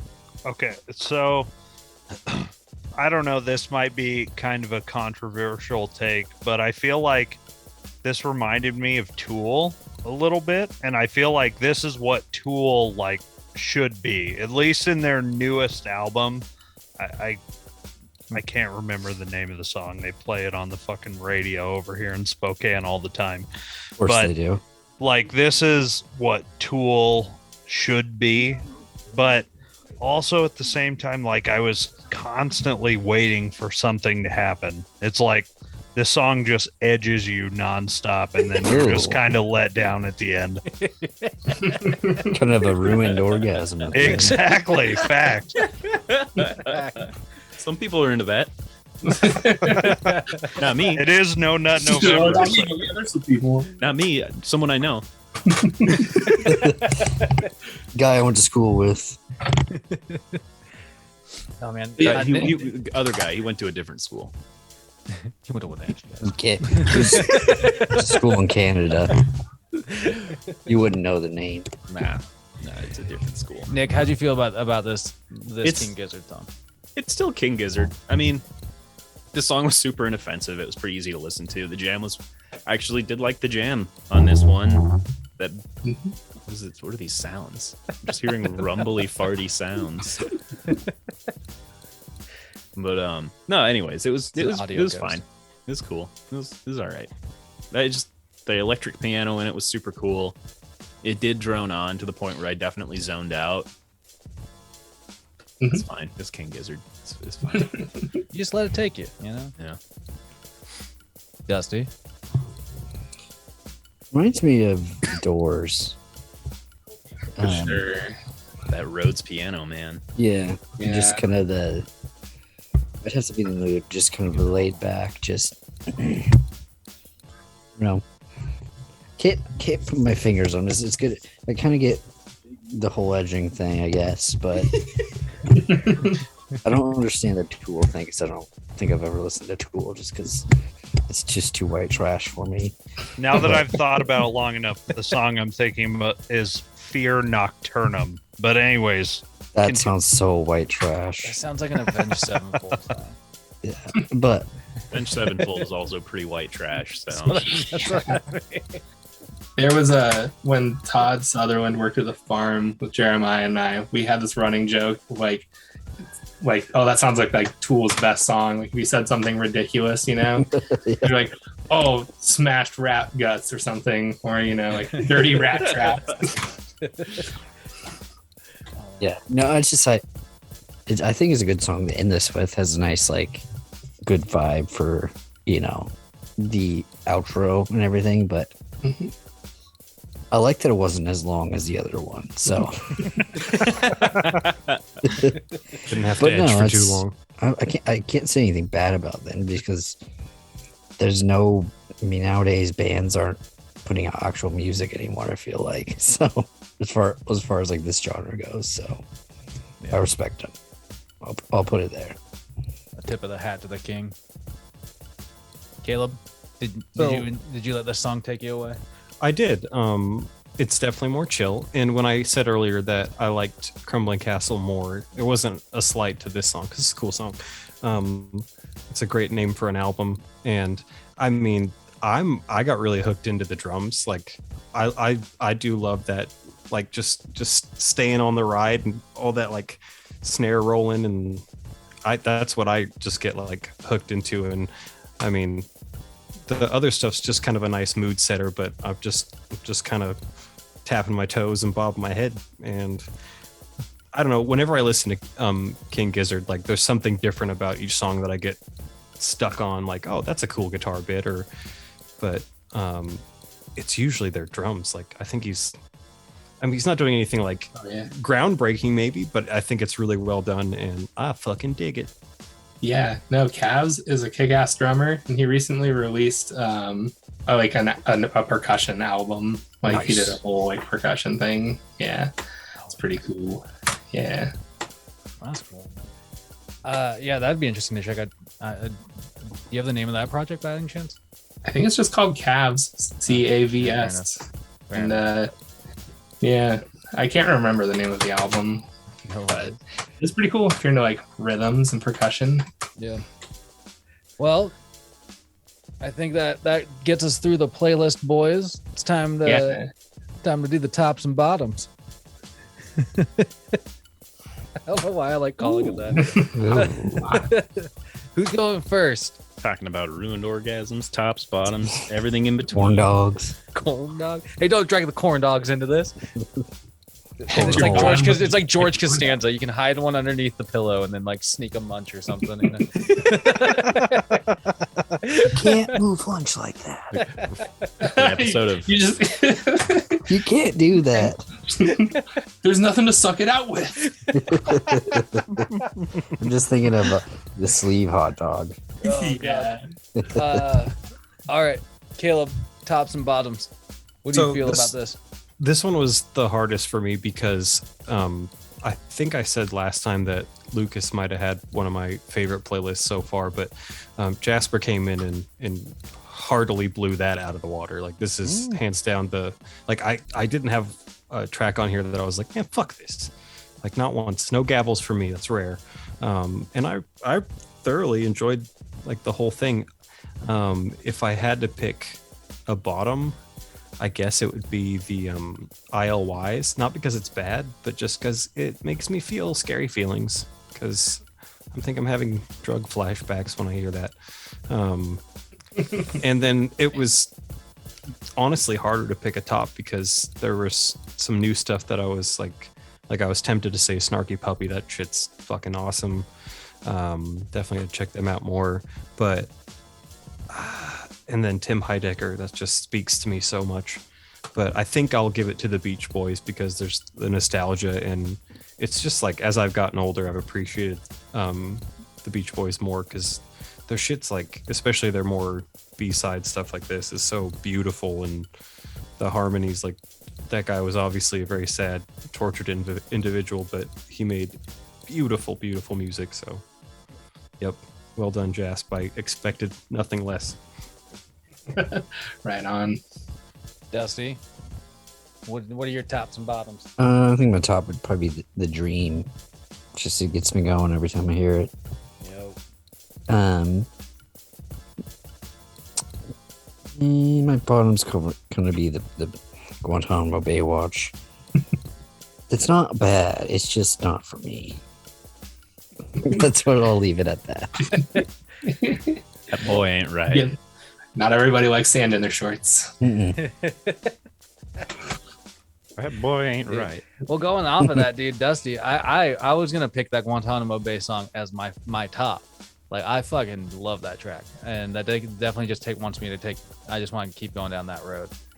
So I really appreciate getting introduced to that, and I'll agree with You better put everybody, sunscreen on. I will, because I burn like a motherfucker. There's some sex wax on your guitar strings. You can. But like seriously though, I really do appreciate that there was definitely several things that kind of either like remotivated me to like check, like to follow back up on, or like brand new things that you brought to my table. So my sonic table, if you will. But one of those things, the bottom is definitely going to be, for me, it's at this moment, it's the Beach Boys. And I appreciate that you guys are bringing up some new points about them that makes me want to kind of like, kind of continue to sort of like dig into some of their stuff. But it's, at the moment, I'm still not going to I'm not going to, dig a hole on the beach and lay down and let the birds peck away. We're gonna bury you in the sand. Oh God, Jameson. Like a big old pig roast. So Bottoms. I hated both the Tarova and Tokyo song, but definitely Tokyo is. I hate that fucking song. I don't ever need to hear that again. There's something wrong with you. I guess, such sure. Of Thundercat. Ugh, stressing me out, man. Just not. It takes Just a while. not good. It takes a while for him to grow on you. I will say that. I don't have enough time for that. I don't have enough time to let it grow. I just am gonna let myself hate it. The guy's busy. He can't even choose between jousting and corn dogs. It's like one or the other. Exactly, one or the other. I don't have time to fucking let something grow. But favorite is definitely Crumbling Castles, and it definitely made me want to look into King Gizzard a little bit more. So nice. Thank you for that. Hell yeah. Yeah, I'm glad to hear that. Glad you guys can get some positive recommendations out of it. Yeah. Nick? Did we lose Nick? Nick's statuing. Oh wait, is my camera working? Can you guys hear me? I hear We you. hear you just fine. Holding your fingers up. Oh, okay. Go for it. I just thought you were Standing fucking very with us. still. So yeah. What's your tops and bottoms? All right. Well, overall, this playlist was kick-ass. I loved it. Jasper, you've always had your finger on the pulse of some weird shit that I've almost 100% never heard of before, and you've introduced me to some bizarre shit along the way, and I really appreciate it. And you've done it again. So well done. Bottom track, I'm definitely gonna have to go with the ILYs. That was grating to my mind. Did not like that. She's graded. Tim Heidecker was a weird, like, nice point on there. That was a fun thing that I was not expecting, but definitely favorite thing of the things that I haven't heard already or things that I weren't already aware of. Guantanamo Baywatch, like Jared, that's going right to the top for me. That's something I hadn't listened to in a while. That style of music I hadn't listened to in a while, and this was just excellent timing for me to dive back into it. So thank you. Nice. Yeah. Awesome. Now, Awesome. I think that this is a challenging one for some people. But Jasper, what about your tops and bottoms out of this? If you had to pick apart this thing, what would be your least favorite track and your favorite track out of here? Least favorite? Yeah, that is really tough. Man, I just have to go with because the times right now, Guantanamo Baywatch, definitely. That's like I've found it in the last year or so, maybe. So it's still like hot on my mind. Least favorite, really I could do without the Tim Heidecker track. The music, the Randy Newman shit is not my bag. But I think he's funny, and the music's inoffensive, but too goofy, too boring to be goofy, maybe. It's like dad. It's just dad music. I don't know how else to describe it. It's like the general conglomerated idea of what a dad is. Definitely You're clearly not this sleepy type of enough. music. But yeah, the lyrics, can relate to that. Fair. But one thing that didn't make it on here, a band I want to give a shout out to is Turnstile, Glow On. That album, holy shit. Didn't Jerry have some Turnstile on his playlist? He did. Yeah. We found him like around the same time when they did the TLC like EP video on YouTube. That shit's so good. It was pretty good. I liked it. I didn't like the mix. Dude, the mix was bad, but the song was cool. Yeah, yeah. Can I just take a half a second to tell you guys that I was going to tell you a story before we started about how when I was using the restroom, I was writing a song about Jasper, and it's still rough. You're going to have to help me flesh it out, but it's basically Master of Puppets. Except it's Jasper of Puppets. It's like Jasper has puppets and he's making them talk. I don't know. Stuff like that. I just imagine you with puppets. I think we should make that happen. We'll talk details. Yeah, I don't know if you're gonna get me to work any puppets, but maybe. I'm gonna No commitments on the puppet work. I'm gonna send you to puppet school. I don't know. I'll do what if some somebody bizarre made shit. a puppet of you Yeah. and then worked it themselves? Jasper Would you puppets. would you voice it, or would you? Oh well, yeah. I guess I'd have to. You know, You don't have to do the puppet work per se. No, you have to have the puppet because when we say obey your Jasper, you have to look at the puppet because you guys are each other's Jaspers. Oh yeah. Those Jaspers. I need to go to bed. Or if everybody has a Jasper puppet, and then I'm up above. You know, control. Oh, yeah, that's some next level shit. This is great. Whatever. Maybe you Jasper- sold me on it. Like a 2 or 3 stage music video. We can work all those ideas and we'll talk specifics later. Send him the mock-up. We're gonna get a proof of concept going. We're gonna get some test footage, storyboarding. We're gonna make it work. I'm gonna need some of your hair to make the puppet. Don't do that. I sent him some hair once and it didn't go well. You know what? You know what? You can dance now, can't you? Voodoo works, bitch. Hang on, I got a question for you guys. Stop. I got to find out if I'm cursed or not. So the other day, this was right prior to Halloween, I went out while I was taking the trash out and sitting next to the dumpster, not in it or like close to it, but like in the general vicinity, I found a box. And this box is a wooden box about yay big, maybe like a foot long. And then it's like a little wooden chest and it had pentagrams and like Celtic knots all over it. And I brought it home. And I looked inside and it was full of like 2 sets of tarot cards and some cool light bulbs that we wound up later using. So I just want to know if I'm cursed bringing a witch's box into my home. I'm pretty sure you're okay. I don't think you're cursed. I think that's somebody's sweet setup. Yeah, that sounds like a good find. Might have found. My actual if I know- theory is that it belonged to like a 14-year-old girl and her parents found it and they're like, what is this Satan shit? And they just threw it away. So Was there a corn dog in it? I was not rooting around the dumpsters for corn dogs. No. Well, then I don't give a fuck. Oh, well, all right, fine. You know, whether you're a corn dog, a hot dog, or just a raw dog, you know, this has been a fucking great playlist, Jasper. This has been a great fucking podcast, guys. I really enjoyed going through this one with you guys because this was like I think Caleb and just about everybody pointed it out. Like almost every track just hit home either way, and so it was just sort of like fuck, dude. Except for Jameson. I'm sorry, you know, a couple of them didn't land. That's your boy, Thundercat. But R.I.P. No, JK. But seriously though, this one was like, I think probably my top. So I think it's my favorite playlist thus far. I really appreciate it, and I appreciate all of you guys, the council, coming together, and I appreciate the hot dogs listening to the council as we, you know, get in the weeds and find our way back and enjoy some music along the way. Guys, it's the last word time. Last word. Fuck. I'm gonna have to start writing them down eventually if I keep smoking bowls during these podcasts.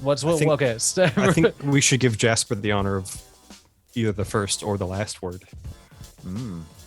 Jasper, you want the first or the last?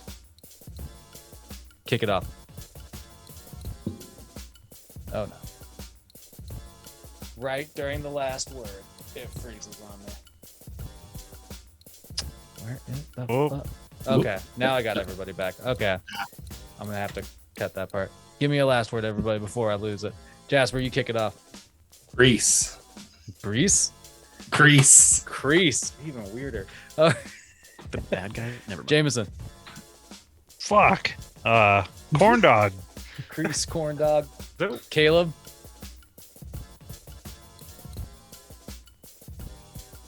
Skip me, hang on. Dusty.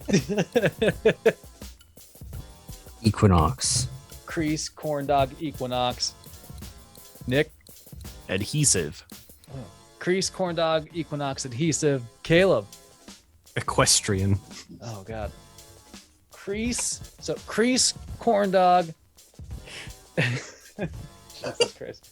Crease. This is just fucking obnoxious. Grease corn dog. Equinox. You remember it. Shit. What was yours, Nick? Fuck, this is impossible. The password. This system's never gonna work. Either way, we're gonna end it here. Fuck the last word. Jasper, thanks for this fucking awesome playlist. Everybody, It was adhesive, you fool. adhesive. It was. Good night. Say goodbye. Bye. Goodbye.